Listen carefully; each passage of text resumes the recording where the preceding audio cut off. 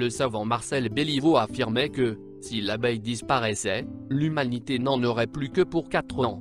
Les derniers chiffres de l'Institut de recherche publique de l'Établissement national des produits de l'agriculture et de la mer, dépendant directement du ministère de l'Agriculture, sont effarants. Chaque jour, plus de 1000 colonies d'abeilles sont décimées en France. En seulement 6 ans, le nombre d'apiculteurs aurait chuté de plus de 40%. Et ce serait directement corrélé à la disparition des abeilles, d'après l'Établissement national des produits de l'agriculture et de la mer. C'est une véritable révolution silencieuse et tragique que nous sommes en train de vivre. La majeure partie de ce que nous cultivons aujourd'hui et consommons au quotidien est en danger. Les abeilles ne font pas uniquement du miel.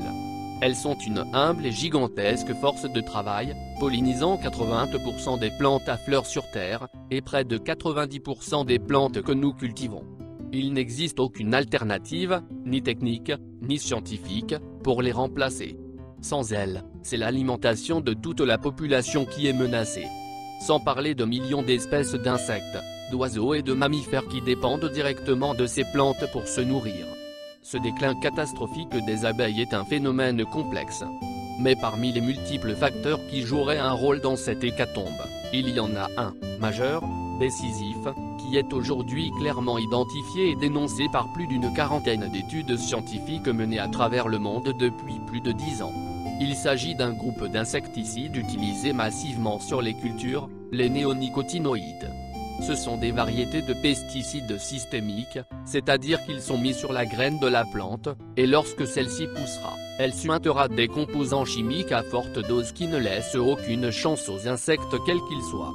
Les hécatombes ont commencé, et progressivement augmenté dans les années qui ont suivi l'apparition de ces nouveaux pesticides sur le marché, dans les années 1990. Et les populations d'abeilles augmentent là où ces produits ont été interdits. Les preuves à charge contre ces pesticides ultra nocifs sont accablantes, et pourtant, sous la pression des grands groupes agrochimiques, Bayer, Syngenta, Dow Chemical ou Monsanto, ils continuent à être autorisés, commercialisés et utilisés massivement dans des champs, tuant ainsi des millions d'abeilles chaque année. C'est pour couper court à cette situation dramatique, que la députée Laurence Abeille, la bien nommée, a déposé une proposition de résolution pour interdire immédiatement les pesticides néonicotinoïdes dangereux pour les abeilles. Si cette résolution était adoptée par l'Assemblée nationale, des millions d'abeilles seraient sauvées, permettant ainsi la préservation de l'écosystème et de l'alimentation des générations futures.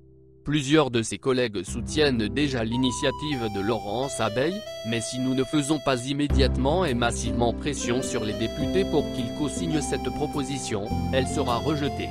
De leur côté, les lobbies de l'industrie des pesticides sentent l'étau se resserrer. Et ils font des pieds et des mains pour que leurs produits continuent à être vendus. Ils brandissent de pseudo-arguments scientifiques pour prouver qu'on n'a pas d'autre choix que d'utiliser leur poison. Ils prédisent des licenciements massifs si leurs produits étaient interdits. Ils sont en passe de bloquer la proposition de Laurence Abeille, à l'Assemblée nationale. C'est pour cela que je vous demande d'interpeller, dès à présent, le député dans votre circonscription, afin de lui demander de co-signer cette proposition de résolution.